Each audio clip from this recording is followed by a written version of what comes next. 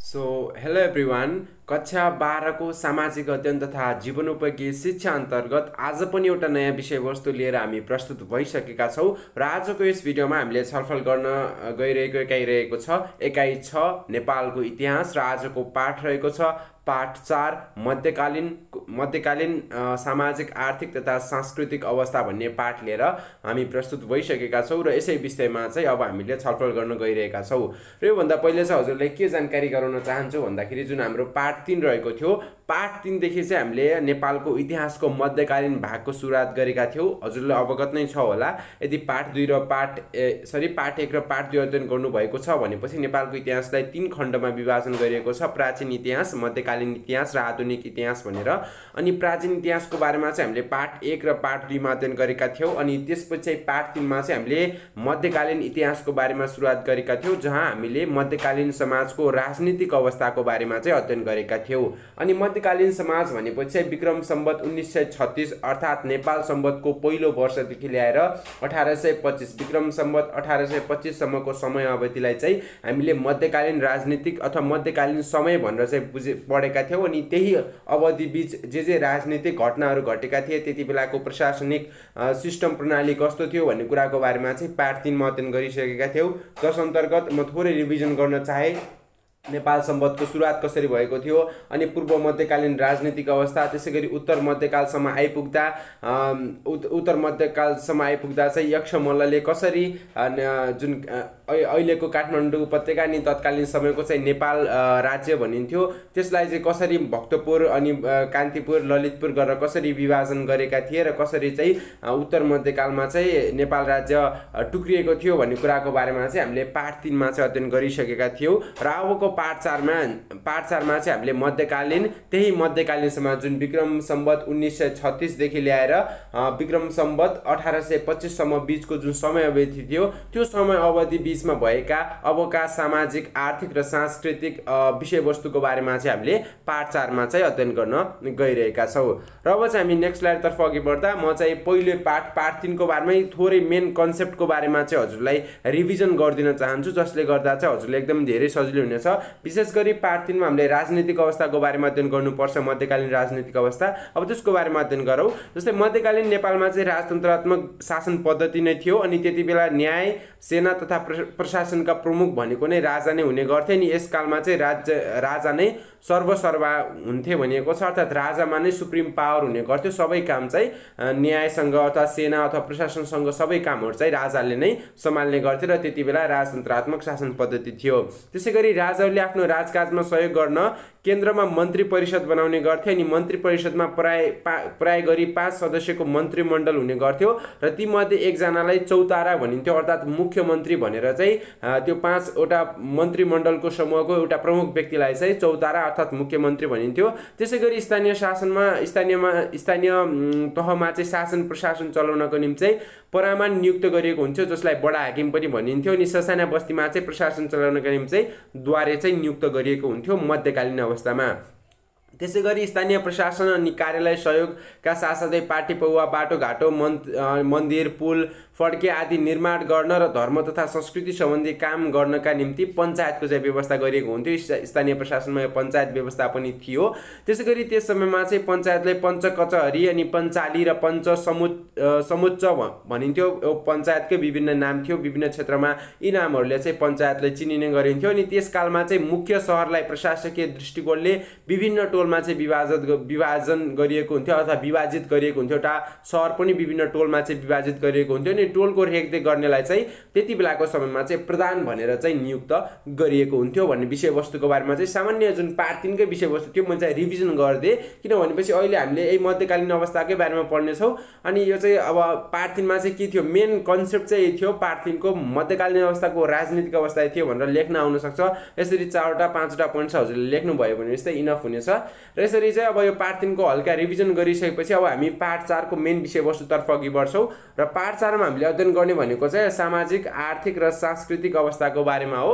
अब हामी आर्थिक अवस्थाबाट नै सुरु गर्छौँ। मध्यकालीन समाजको मध्यकालीन नेपालको आर्थिक अवस्था के थियो भन्ने कुराको बारेमा चाहिँ बुदागत रूपमा छलफल गरेको छु। जग्गालाई चाहिँ अब्बल, दोयम, सिम र चार गरी चार भागमा चाहिँ विभाजन गरिएको थियो। यहाँ चाहिँ विभाजन चाहिँ कसरी गरिएको थियो भने सबैभन्दा धेरै उत्पादन हुने अथवा मलिलो माटो भएको जमिनलाई चाहिँ अब्बल भनिन्थ्यो अनि त्यही लेभलमा चाहिँ अब कम हुँदै जानेलाई दोयम, सिम र सबैभन्दा कम हुनेलाई चाहिँ चार भनेर चाहिँ त्यसरी चार भागमा चाहिँ खेतीयोग्य जमिनलाई चाहिँ विभाजन गरिएको थियो। अनि जयसिद्धि मल्लद्वारा बिर्ताको प्रचलन चाहिँ चलाइएको थियो भनेको छ। अब बिर्ताको प्रचलन, बिर्ता भन्नाले के जस्तै बिर्ता प्रचलन के भनेर के हो भनेर त्यस्तो किसिमको प्रश्न सोधिन सक्छ। अब त्यसको कुरालाई बुझौँ। बिर्ता भनेको चाहिँ जस्तै राजा एउटा छ होइन, अब राजाको अन्डरमा चाहिँ अरूले काम गर्छन् होइन, राजालाई सहयोग गर्नका निम्ति अरू धेरै जसोले काम गरेका हुन्छन् अनि त्यो काम गरे बापत जुन तिनले जग्गाहरू पाउँछन् नि अनि त्यो जग्गामा चाहिँ कर लगाइन्न हो, त्यस्तो किसिमको जग्गालाई चाहिँ बिर्ता भनेर बुझ्ने गरिन्थ्यो र त्यही प्रणालीलाई नै बिर्ता प्रचलन भनेर चाहिँ बुझ्न सकिन्छ। अर्थात् राजाले आफ्नो सहयोगीहरूलाई कर नलाग्ने गरी प्रदान गरिएको जमिनलाई बिर्ता भनेर गरिन्छ र ती अब राजाका सहयोगीहरूले चाहिँ अब अरू श्रमिकहरूलाई चाहिँ त्यस खेतीयोग्य जमिनमा चाहिँ काम लगाएर चाहिँ त्यहाँबाट चाहिँ आफूले उत्पादन लिने गर्थे र श्रमिकहरूलाई चाहिँ थोरै भन्नाले अब खाना लाउनको लागि थोरै सामग्री अथवा थोरै अन्न चाहिँ प्रदान गर्थे र त्यो जमिनमा चाहिँ कुनै पनि कर चाहिँ लाग्ने गर्दैन थियो र त्यहीलाई नै बिर्ता प्रचलन भन्ने गरिन्छ। र सिँचाइका लागि राजकुलाको व्यवस्था थियो भनेर चाहिँ पहिलो आर्थिक व्यवस्था अन्तर्गत पहिलो बुझाइ नै रहेको छ। त्यसैगरी प्रशस्त मात्रामा कपडा उद्योगहरू रहेकाले उनबाट बनेका राडी, पाखी जस्ता लत्ता कपडा निर्यात गरिन्थ्यो भनिएको छ। अब यहाँ चाहिँ धेरै कपडा उद्योगहरू रहेका थिए नि। राडी पाखी भनेको चाहिँ जस्तै ओढ्ने कम्बल हुन्छ नि, अनि बिछ्याउने, राडी भनेपछि ओढ्ने अनि पाखी भनेपछि बिछ्याउने हामीले कम्बल जस्तो हुन्छ नि त्यसलाई चाहिँ राडी पाखी भन्ने गरिन्छ। अनि त्यो चाहिँ धेरै निर्यात गरिन्थ्यो, बाहिर एक्सपोर्ट गरिन्थ्यो। अनि धातु उद्योग एकदमै फस्टाएको थियो त्यति बेला चाहिँ। तामाखानी र फलामखानीबाट धाउ निकालेर चाहिँ विभिन्न वस्तु चाहिँ प्रशोधन गरिन्थ्यो। धातु उद्योग पनि एकदमै धेरै फस्टाएको थियो। अहिले नेपालको अवस्थामा धातु उद्योग धेरै छ भन्ने कुरा हामीलाई त्यति अवगत नै होइन, त्यति छैन भनेर नै बुझ्न सक्छौँ होइन। तर त्यति बेला मध्यकालीन आर्थिक अवस्थामा चाहिँ धातु उद्योग पनि एकदमै धेरै फस्टाएको रहेछ। त्यसै गरी नेपालले भारततर्फ कस्तुरी, ऊन, छाला, जडीबुटी र धातुका सामग्री निर्यात गर्थ्यो। अनि नेपाली मुद्रा नै तिब्बतमा चलन चल्तीमा थियो। जसरी अहिले चाहिँ हाम्रो भारतीय करेन्सी जस्तै भारतीय मुद्रा चाहिँ नेपालमा चलन चल्तीमा छ, त्यो चाहिँ युज हुन्छ नेपालमा पनि होइन हो। त्यस्तै किसिमले त्यति बेला जुन मध्यकालीन समय थियो, मध्यकालीन समयमा चाहिँ नेपालको करेन्सी नेपाली मुद्रा चाहिँ तिब्बतमा पनि चलन चल्तीमा थियो भन्ने कुराले के सङ्केत गर्छ भनेपछि त्यति बेला नेपालको इकोनोमिक स्ट्याटस एकदमै धेरै हाई थियो होला, जसले गर्दा नेपालको करेन्सीलाई तिब्बतसम्ममा युज गरिएको थियो भनेपछि लाइक इकोनोमिक स्ट्याटस एकदमै धेरै गुड थियो होला, अहिलेको कम्पेरिजनमा चाहिँ एकदमै धेरै गुड थियो होला भन्ने कुरालाई चाहिँ यी पोइन्ट्सहरूले चाहिँ क्ल्यारिफाई गरेका छन्। त्यसै गरी आयात निर्यात गर्ने ठाउँमा रहेका भन्सार कार्यालयबाट चाहिँ राजस्व पनि त्यहाँबाट सङ्कलन गरिन्थ्यो र त्यसरी पनि देशको अर्थतन्त्रलाई चाहिँ सम्हालिएको थियो। अनि मध्यकालमा घरेलु उद्योगतर्फ गरगहना बनाउने, कपडा रङ्ग्याउने अनि कपडा बुन्ने अनि माटाका भाडा, इट्टा अनि किङ्गटी पोल्ने, त्यसै गरी तेल पेल्ने अनि युद्धका लागि बन्दुक र हात हतियार निर्माण गर्ने ससाना उद्योगहरू पनि एकदमै धेरै विकसित अवस्थामा थिए। यसरी घरेलु उद्योगहरू पनि मध्यकालीन अवस्थामा चाहिँ एकदमै धेरै अवस्थामा थिए। लाइक आफ्नो हामीले आवश्यक दैनिक रूपमा आवश्यक पर्ने वस्तुहरू चाहिँ घरेलु उद्योगमा मार्फत देशमा नै स्वदेशमा नै उत्पादन गरिन्थ्यो र अरू बढी भएका वस्तुहरूलाई चाहिँ विदेशमा निर्यात गरेर चाहिँ त्यहाँबाट पनि आम्दानी चाहिँ गर्ने गरिन्थ्यो। अनि अन्तिम नम्बरको बुँदा रहेको छ बागमती, विष्णुमती, हनुमती, मनोहरा अनि टुकुचा आदि नदी नालाहरूबाट सिँचाइको व्यवस्थामा विशेष ध्यान दिएकाले खाद्यान्न र नगदे बालीको खेती प्रशस्त मात्रामा हुने गर्थ्यो। अर्थात् त्यति बेलाको समयमा चाहिँ जुन नदीहरू थिए, नदी नालाहरूबाट चाहिँ सिँचाइको व्यवस्था गरिएको थियो। अनि त्यो सिँचाइको व्यवस्थाले गर्दा जुन नगदे बाली हुन्छ नि, नगदे बाली भन्नाले त्यस्तो बालीहरू जसबाट चाहिँ हामीले नगद अथवा पैसा कमाउन सक्छौँ होइन। त्यसमा चाहिँ अब चिया भयो, उखु, अनि त्यसपछि हाम्रो सुर्ती, अनि त्यसपछि हाम्रो अरू धेरै कुराहरू पर्छन् जसबाट कफी भयो होइन, अनि स्याउ अनि सुन्तला यिनी सबै चाहिँ हाम्रो नगदे बाली अन्तर्गत पर्छन्। अनि त्यस्ता नगदे बाली र विभिन्न खाद्यान्नहरू, धान, गहुँ, मकै होइन, यस्ता खाद्यान्नहरू चाहिँ त्यति बेलाको समयमा चाहिँ त्यस्ताको ती खाद्यान्न र नगदे बालीको चाहिँ खेती एकदमै धेरै प्रशस्त मात्रामा गरिन्थ्यो, किनभनेपछि सिँचाइको चाहिँ राम्रो व्यवस्था रहेको थियो मध्यकालीन अवस्थामा। र यसरी चाहिँ बुदाको मार्फतबाट चाहिँ हामीले मध्यकालीन आर्थिक अवस्था के थियो भन्ने कुराको बारेमा अध्ययन गरिसकेपछि हामीले चाहिँ एउटा के कन्क्लुजन निकाल्न सक्छौँ भनेपछि अभियसली पनि त्यति बेलाको समयको लाइक इकोनोमिक कन्डिसन चाहिँ एकदमै धेरै हायर लेभलको थियो एज कम्पेयर टु नाउ होइन। अहिलेको अवस्थामा चाहिँ तुलना गर्दा चाहिँ धेरै राम्रो थियो भनेर चाहिँ बुझ्न सक्छौँ। जस्तै धातु उद्योगहरू रहेका थिए होइन, यस्तो सिँचाइको यति राम्रो व्यवस्था रहेको थियो। अनि त्यसै गरी घरेलु उद्योगहरू रहेका थिए। अनि त्यसबाट उत्पादित वस्तुहरूलाई विदेशमा पनि निर्यात गरिन्थ्यो, जो चाहिँ अहिले चाहिँ हामीले देख्न सक्दैनौँ होइन। त्यसैले कम्पेरिटिभली तुलनात्मक ढङ्गमा चाहिँ मध्यकालीन आर्थिक अवस्था चाहिँ वर्तमान नेपालको आर्थिक अवस्थाभन्दा कुनै हदसम्म चाहिँ राम्रो थियो भनेर बुझ्न सकिन्छ। किन भनेपछि एउटा नेपालको करेन्सी नेपाली मुद्रा पनि तिब्बतमा चाहिँ प्रचलन थियो भनेपछि अब त्यसबाट हामीले बुझ्न सक्छौँ नेपालको स्ट्याटस त्यो बेला के थियो होला भनेर चाहिँ आफै पनि अनुमान गर्न सक्छौँ। र यसरी आर्थिक अवस्थाको बारेमा छलफल गरिसकेपछि अब चाहिँ हामी नेक्स्ट स्लाइडतर्फ अघि बढ्छौँ र नेक्स्ट स्लाइडमा हामीले अध्ययन गर्नेछौँ मध्यकालीन नेपालको सामाजिक अवस्थाको बारेमा चाहिँ अध्ययन गर्नेछौँ। अब सामाजिक अवस्था के थियो भन्ने कुराको बारेमा पनि मैले बुदागतमा नै छलफल गर्नेछु, जसले गर्दा हजुरले बुझ्न एकदमै धेरै सजिलो हुनेछ। जस्तै पहिलो बुदा रहेको छ हिन्दू परम्पराको बडा श्रममा आधारित, बडा श्रममा हो यहाँ क भएछ बढी, बडा श्रममा आधारित समाजमा 4 वर्ण र 36 जातिहरू थिए, 4 वर्ण 36 जातिहरू थिए भन्न खोजिएको हो। त्यहाँ चाहिँ 4 वर्ण र 36 वर्णहरू थिए भन्दा पनि 36 जातिहरू थिए र जातको आधारमा चाहिँ पेसा तोकिएको थियो। हल्का मिस्टेक भएछ, सरी फर द्याट। यहाँ चाहिँ पैसा तोकिएको थियो भनिएको छ, यहाँ चाहिँ पेसा तोकिएको थियो होइन। हिन्दू बडा अनुसारमा चाहिँ समाजलाई 4 वर्ण र 36 जातमा चाहिँ विभाजन गरिएको थियो। अनि त्यही जातको आधारमा चाहिँ विभिन्न पेसा चाहिँ तोकिएको थियो। अनि अब त्यो पेसा त्यो अवस्था चाहिँ पहिले रहेको थियो, तर पछि चाहिँ मुसलमानहरूको त्यो आक्रमण बढ्न थाल्यो होइन। अब लाइक कुनै कुरा चित्त बुझेन होला वर्ण अनुसार अथवा हिन्दू परम्परा अनुसार कुनै पनि चित्त नबुझेपछि मुसलमानहरूको चाहिँ अब समाजमा चाहिँ आक्रमण बढ्न थालेपछि राजा जयसिद्धि मल्लले चाहिँ समाजलाई चाहिँ 4 वर्ण र 64 जातमा चाहिँ विभाजन गरिएका थिए होइन।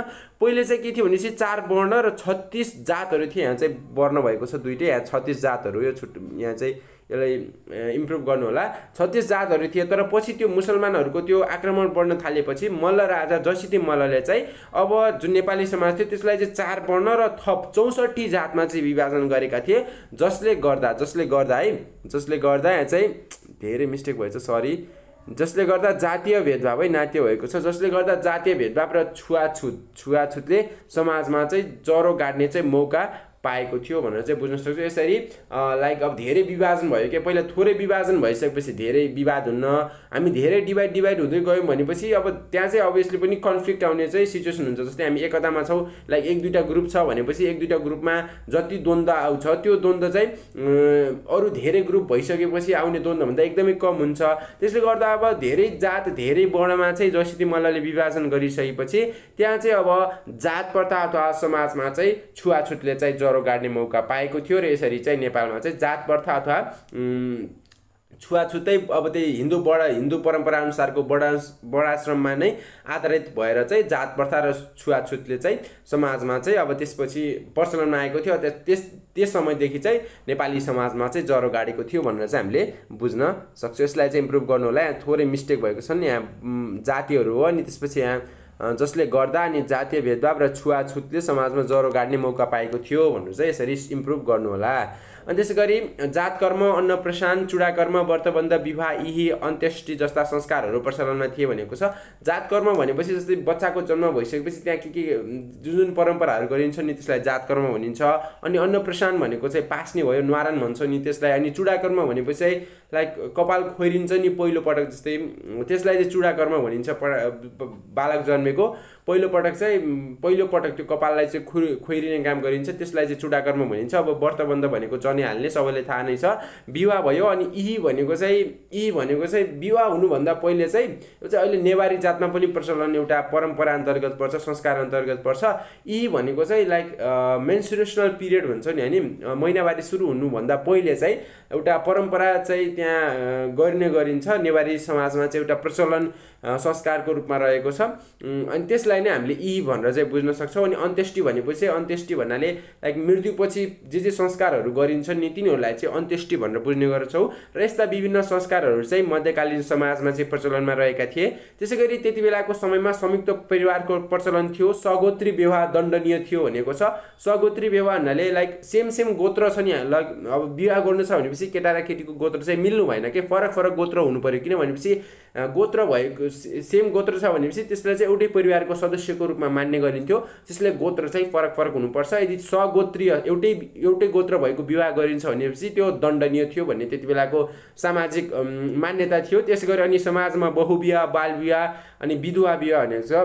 विधवा विवाह यहाँ फेरि मिस्टेक भएछ, यहाँ चाहिँ विधवा विवाह, यो चाहिँ विधवा विवाह, सती प्रथा र डोलाजी प्रथा कायम थियो भनेको छ। लाइक बहुविवाहको बारेमा धेरै विवाह गर्नु होइन, त्यो चाहिँ बाल विवाह, सानो उमेरमा विवाह गरिदिने। विधवा विवाह भनेपछि लाइक कसैको श्रीमान मरिसकेपछि अब त्यो स्त्रीले चाहिँ फेरि अर्को पुरुषसँग विवाह गर्नेलाई चाहिँ विधवा विवाह भनिन्छ। सती प्रथाको बारेमा सबैलाई थाहा नै छ। डोलाजी प्रथा भनेको चाहिँ एउटा अनौठो किसिमको प्रथा रहेको छ। यसमा चाहिँ लाइक दुलाले दुलैसँग विवाह गरिसकेपछि चाहिँ दुलाले चाहिँ दुलैको घरमा बस्नुपर्छ अनि दुलैकै सर चाहिँ लिनुपर्छ क्या। केटाले चाहिँ केटीको जुन थर हुन्छ नि, नाम पछाडिको थर हो, त्यसलाई चाहिँ लिनुपर्ने, त्यस्तो किसिमको व्यवस्थालाई चाहिँ डोलाजी प्रथा भनिन्छ। अनि त्यति बेलाको समयमा चाहिँ भूत प्रेत, धामी झाँक्री अनि साइत सगुन है, माइत सगुन भएछ, साइत सगुनमा पनि एकदमै धेरै चाहिँ विश्वास गर्ने गरिन्थ्यो त्यति बेलाको समाजमा चाहिँ। अनि त्यसै गरी अर्को बुदा रहेको छ घोडे जात्रा, रातो र सेतो मच्छिन्द्रनाथको रथ यात्रा, इन्द्र जात्रा, गाई जात्रा अनि बिस्केट जात्रा, कार्तिक नाच, महपूजा आदि प्रचलनमा थिए त्यति बेलाको समाजमा। त्यसै गरी मध्यकालमा धार्मिक शिक्षा, शास्त्रीय शिक्षा र व्यावसायिक शिक्षा ग्रहण गर्नका लागि गुरुकुलको व्यवस्था गरिएको थियो। अर्थात् त्यति बेलाको समयमा 3 प्रकारका शिक्षा रहेको थियो, धार्मिक शिक्षा अनि शास्त्रीय शिक्षा र व्यावसायिक शिक्षा गरी 3 किसिमका शिक्षाहरू त्यति बेला प्राप्त गर्न सकिन्थ्यो र त्यसका लागि त्यो ग्रहण गर्नका लागि गुरुकुलको व्यवस्था थियो। अनि त्यसै गरी पञ्चमोल अनि भुजिमोल र देवनागरी लिपिहरूको पनि विकास भएको थियो। विभिन्न लिपिहरूको विकास भएको कारणले गर्दा पनि त्यति बेलाको समयमा शिक्षाको स्तर चाहिँ एकदम उच्च रहेको थियो भन्ने पनि अनुमान चाहिँ हामीले लगाउन सक्छौँ। र यसरी चाहिँ मध्यकालको सामाजिक अवस्था यस्तो थियो भन्ने कुराको बारेमा हामीले अध्ययन गरिसकेपछि यसबाट निष्कर्ष के निकाल्न सक्छौँ। लाइक यसमा चाहिँ अब धेरै वर्णाश्रम, हिन्दू वर्णाश्रममा आधारित भएर चाहिँ अब जातीय भेदभाव र छुवाछुतले विभिन्न त्यहाँ ज्वरो गाड्ने मौका पाएको थियो। विभिन्न संस्कारहरू त्यहाँ प्रचलनमा थिए। अनि लाइक भूत प्रेतमा, धामी झाँक्रीमा, साइत सगुनमा चाहिँ विश्वास गर्ने प्रचलन थियो। अनि विभिन्न जात्रा, विभिन्न नाचहरू चाहिँ त्यति बेला पनि समाजमा प्रचलनमा रहेका थिए। अनि धार्मिक शिक्षा, शास्त्रीय शिक्षा र व्यावसायिक शिक्षा गरी 3वटा शिक्षाका प्रकारहरू पनि रहेका थिए भनेर चाहिँ हामीले मध्यकालीन समाजको अवस्थाको बारेमा अध्ययन गरिसकेपछि अब चाहिँ हामी नेक्स्ट स्लाइडतर्फ अघि बढ्छौँ। र नेक्स्ट स्लाइडमा चाहिँ मध्यकालीन समाजमा कला र संस्कृति के कस्तो थियो भनेर चाहिँ बुझ्न सक्छौँ। कला र संस्कृतिको पनि एकदमै धेरै विकास भएको मानिन्छ यो समय अवधिमा। र मध्यकालीन समाजमा कला र संस्कृतिको बारेमा अध्ययन गर्दा चाहिँ अब विशेष गरी सङ्गीत कला भयो, मूर्तिकला, चित्रकला, वास्तुकला, काष्ठकला अनि धातुकला प्रचुर मात्रामा विकास भएको थियो। भन्नाले सबै किसिमका कलाहरू चाहिँ मध्यकालीन समाजमा चाहिँ विकास भएको थियो र त्यसका नमुना, त्यसका उदाहरणहरू अहिलेको समाजमा पनि हामीले देख्न सक्छौँ। अनि नृत्य, धुन, गीत र नाटकहरूको पनि धेरै विकास भएको थियो। अनि मध्यकालमा धातुको मूर्ति बनाउने प्रविधिको राम्रो विकास भएको पाइन्छ। अनि मूर्तिहरूमा विभिन्न देवताहरू, अलङ्कार, चिरञ्जीवी र जनावरहरूको आकृति पनि गराइने गरिन्थ्यो। विशेष गरी मूर्ति चाहिँ धातुको मूर्ति बनाइने गरिन्थ्यो। अनि ती मूर्तिहरूमा चाहिँ देवता, अलङ्कार अनि अष्टचिरञ्जीवी भन्नाले चाहिँ हामीले अश्वत्थामा अनि बलि, व्यास, हनुमान, विभीषण, कृपाचार्य, मार्कण्डेय र परशुराम भन्नाले चाहिँ यी 8वटा व्यक्तिहरूलाई, 8वटा गुरुहरूलाई चाहिँ हामीले अष्टचिरञ्जीवी अन्तर्गत पढ्ने गर्छौँ। अनि ती अष्टचिरञ्जीवीहरू अलङ्कार भन्नाले कपडा अथवा विभूषण गरगहनालाई अलङ्कार भन्ने गरिन्छ। अनि जनावरहरूको आकृति चाहिँ विभिन्न त्यस्ता धातुका मूर्तिमा चाहिँ बनाउने चाहिँ प्रचलन रहेको थियो मध्यकालीन समाजमा। त्यसै गरी यस समयमा चाहिँ ग्रन्थचित्र भन्नाले किताबमा कोरिएका चित्रलाई ग्रन्थचित्र भनिन्छ। भित्ते चित्र भयो, पौवा चित्र भन्नाले चाहिँ कपडामा कोरिएका चित्रलाई पौवा चित्र हो। त्यस्ता विभिन्न किसिमका चित्रहरू चाहिँ बनाउने चाहिँ चलन रहेको थियो। अनि वास्तुकला अन्तर्गत चाहिँ मन्दिर, विहार, चैत्य, राजदरबार, आवासीय भवनहरू, पाटी पौवा विभिन्न कलात्मक शैलीमा चाहिँ निर्माण गरिन्थ्यो त्यति बेलाको समयमा। वास्तुकला अन्तर्गत भन्नाले बिल्डिङ बनाउने स्टाइललाई चाहिँ हामीले वास्तुकला भनेर बुझ्ने गर्छौँ। अनि त्यस अन्तर्गत न्यायतापोल मन्दिर, अनि त्यसपछि पशुपतिनाथ चाहिँ प्यागोडा शैलीमा बनेका थिए भनेको छ। प्यागोडा शैली भनेपछि लाइक हुन्छ नि मन्दिरको स्ट्रक्चर जस्तै प्यागोडा शैली भने चाहिँ सिम्पली यस्तो भएको क्या। अनि माथि चाहिँ एउटा गजुर हुन्छ नि, यस्तोलाई चाहिँ हामीले प्यागोडा शैली मन्दिर भनेर चाहिँ बुझ्ने गर्छौँ, यसलाई प्यागोडा। अनि शिखर शैली चाहिँ पाटनको कृष्ण मन्दिर चाहिँ शिखर शैलीको रूपमा रहेको थियो। शिखर शैली भनेपछि लाइक हजुरले चाहिँ पाटनको कृष्ण मन्दिर भनेर चाहिँ गुगलमा एकपटक इमेजलाई त्यो इमेजलाई चाहिँ सर्च गर्नुभयो भनेपछि शिखर शैली चाहिँ त्यस्तो थियो भनेर चाहिँ बुझ्न सकिन्छ। यहाँ चाहिँ ड्रइङ गर्न सकिँदैन शिखर शैलीको चाहिँ, एकपटक त्यो मन्दिरको फिगर हजुरले एकपटक आफै हेर्नुभयो भनेपछि त्यसमा चाहिँ हजुरहरू क्लियर हुनुहुने छ। र यसरी चाहिँ हामीले मध्यकालीन समाजको कला र संस्कृतिको बारेमा अध्ययन गरिसकेपछि अब चाहिँ हामी नेक्स्ट स्लाइडमा चाहिँ अब अभ्यासका प्रश्नहरूतर्फ नै अघि बढ्छौँ, किनभनेपछि पाठमा विशेष गरी यी तीनवटै विषयवस्तुको बारेमा छलफल गर्नु थियो। सामाजिक अवस्था, कला र संस्कृतिको अवस्था र आर्थिक अवस्थाको बारेमा छलफल गरिसकेपछि अब चाहिँ हामी अभ्यासका प्रश्नहरूतर्फ अघि बढ्छौँ। र अभ्यासका प्रश्नहरूमा पहिलो प्रश्न रहेको छ, पाठमा उल्लेखित महेन्द्र मल्लको भनाइबाट आजका उद्योगी व्यवसायले के सिक्न सक्छन् भनिएको छ।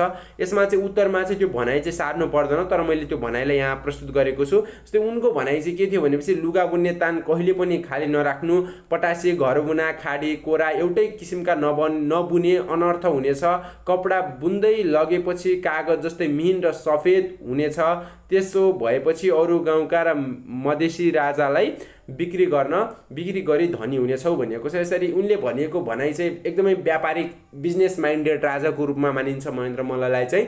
अनि उनले चाहिँ के भनेका छन् भनेपछि काम गर्ने ठाउँलाई चाहिँ कहिले पनि खाली नराख्ने होइन। अब काम गर्ने ठाउँलाई चाहिँ जस्तै त्यो भनेको चाहिँ के भनेपछि हामीसँग स्रोत र साधन छन् भनेपछि त्यसलाई चाहिँ कहिले पनि खेराचान नदिने, त्यसको चाहिँ एकदमै धेरै सदुपयोग गर्नुपर्छ भनेर चाहिँ उनको पहिलो वाक्यबाट बुझ्न सकिन्छ।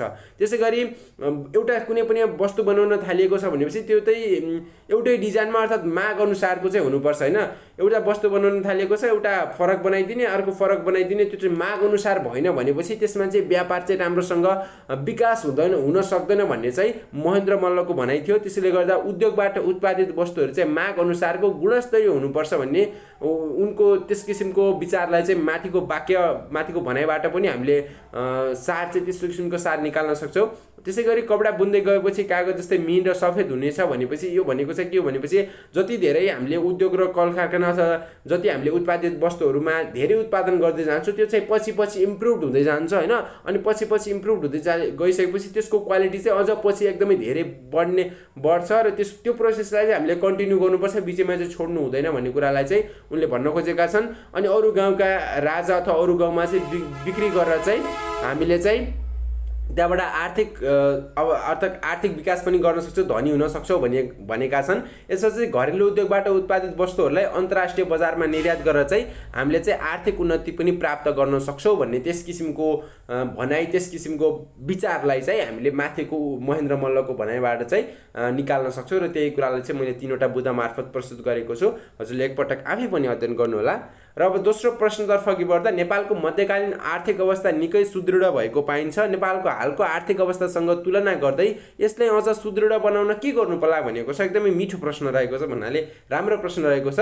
मध्यकालीन अवस्थाको आर्थिक अवस्था हामीले अध्ययन गरिसक्यौँ अघि न 4वटा बुँदा मार्फत। अनि त्यसबाट चाहिँ हामीले के पायौँ भनेपछि लाइक अवस्था एकदमै धेरै राम्रो थियो। पहिलो पोइन्ट चाहिँ के क्ल्यारिफाई गर्छ भनेपछि नेपालको करेन्सी तिब्बतमा युज हुन्थ्यो भनेपछि अभियसली नेपालको इकोनोमिक स्ट्याटस एकदमै धेरै हाई लेभलको थियो र नेपालको करेन्सी चाहिँ तिब्बतमा युज भएको हो भनेर त्यो कुरालाई नै हामीले पहिलो बुँदाको रूपमा मान्न सक्छौँ। अनि त्यही कुरालाई चाहिँ आधार मानेर चाहिँ लाइक अब अवस्था सुदृढ नै थियो होला, तर अहिलेको हालको आर्थिक अवस्थासँग तुलना गर्दा के कस्ता भिन्नता पाइन्छन् त्यसलाई प्रस्तुत गर्नुहोस् र अहिलेको आर्थिक अवस्थामा भएका कमजोरीलाई सुधार्नका लागि के गर्नु पर्ला भनिएको छ। जस्तै अब मैले उत्तर प्रस्तुत गरेको छु। विशेष गरी मध्यकालीन आर्थिक अवस्थाको बारेमा चाहिँ मैले पहिलो अनुच्छेदमा उल्लेख गरेँ कस्तो आर्थिक अवस्था थियो। उद्योग वाणिज्य र व्यवसायको विकासले मध्यकालको आर्थिक क्रियाकलापमा तीव्रता आएको थियो। मध्यकालमा घरेलु उद्योगहरू धेरै नै रहेका थिए। अनि त्यसै गरी घरेलु उत्पादक धेरै हुनुका साथसाथै त्यहाँ भएका स्रोत र साधनको पनि धेरै विकास भएको थियो। कृषिमा पनि एकदमै धेरै विकास भएको थियो। अनि त्यस्तो किसिमको आर्थिक व्यवस्था चाहिँ रहेको थियो। अनि त्यो सँगसँगै हजुरले चाहिँ यसको बारेमा चाहिँ अलि धेरै लम्बाएर लेख्नु छ भनेपछि चाहिँ मैले जुन पहिले प्रेजेन्ट गरेको छु नि 5वटा 4वटा बुँदाहरू त्यसबाट पनि थोरै पोइन्ट चाहिँ हजुरले यो पहिलो अनुच्छेदमा चाहिँ इन्क्लुड गर्न सक्नुहुन्छ। मैले चाहिँ थोरै इन्क्लुड गरेको छु यहाँ। अनि अहिले वर्तमान समाजको नेपालको अर्थतन्त्र चाहिँ विशेष गरी वैदेशिक रोजगार र पर्यटनमा नै आधारित रहेको छ, यो यथार्थ नै हो। अनि उद्योग धन्दाको समुचित विकास हुन नसकेको खण्डमा प्राय आवश्यक सामग्रीहरू आयात नै गरिन्छन्। धेरैजसो सामग्रीहरू नेपाल भित्राउने नै गरिन्छन् विदेशी मुलुकबाट होइन। त्यसले गर्दा नेपालको करेन्सी नेपालको पैसा आम्दानी चाहिँ विदेशी मुलुकमा गएको छ। त्यसैगरी कृषि र व्यवसायले पनि नेपालको अर्थतन्त्रलाई कुनै हदसम्म चाहिँ सम्हालेका छन्। यसरी चाहिँ मैले कम्पेयर गरेको छु हैन। अब यो कम्पेयर गर्दाखेरि चाहिँ हजुरले अब लाइक अब इक्जाममा कम्पेयर मात्रै गर्नुहोस् भनेपछि यसलाई टेबलमा पनि हजुरले प्रेजेन्ट गर्न सक्नुहुन्छ। मैले चाहिँ यहाँ चाहिँ अनुच्छेदको रूपमा चाहिँ प्रेजेन्ट गरेको छु। अब यस्तो अवस्थालाई न्यूनीकरण गर्नको निम्ति अथवा यस्तो अवस्थालाई सुधार्नको निम्ति चाहिँ के गर्नुपर्छ भनेको छ। अब यी कुरामा चाहिँ ध्यान पुर्याउनु पर्छ भनेर चाहिँ मैले 4 बुदाहरू प्रस्तुत गरेको छु। राज्यमा उपलब्ध स्रोत र साधनलाई जतिसक्दो उपयोग गरेर आर्थिक विकास गर्नुपर्छ। पहिलो बुदा उद्योग वाणिज्य र व्यवसायको विकासका लागि सरकारबाट आवश्यक पूर्वाधारहरूको विकास गराउनुपर्छ।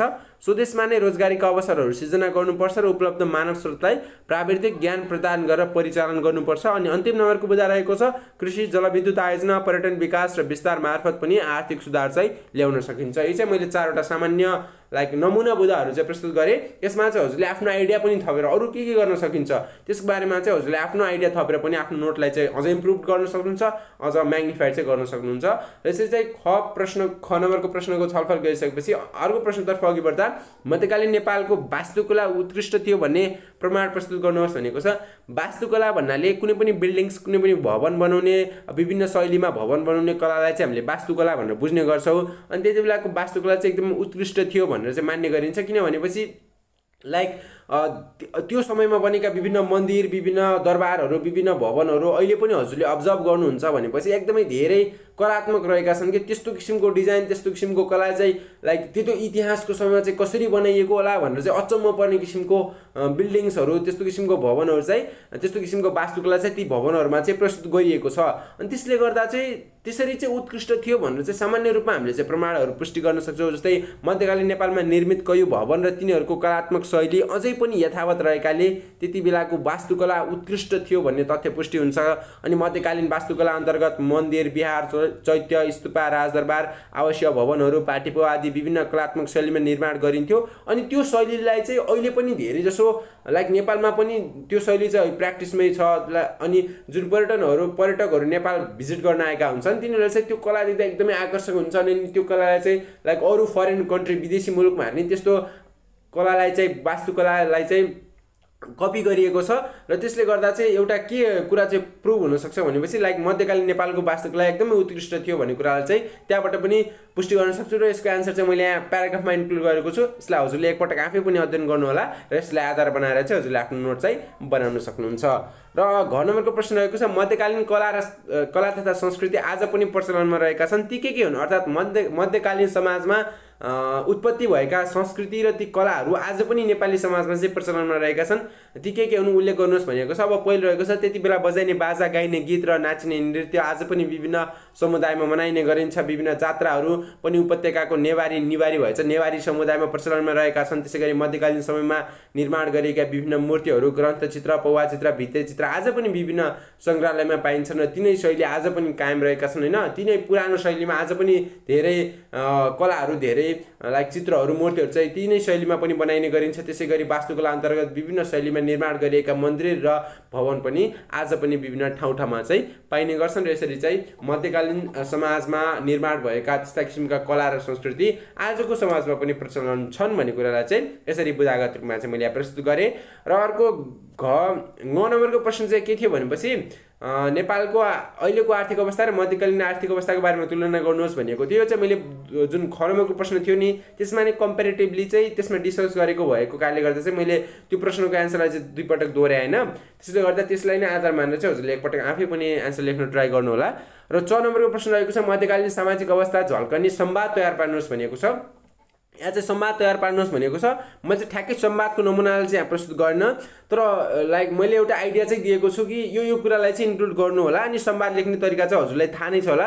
विशेष गरी यस्ता प्रश्नमा चाहिँ ध्यान दिनुपर्छ है किनभने संवाद लेख्ने अनि प्रतिवेदन लेख्ने चिठी लेख्ने यस्ता किसिमका प्रश्नहरू चाहिँ अवश्य पनि एउटा प्रश्न चाहिँ अवश्य पनि सोध्ने गरिन्छ होइन।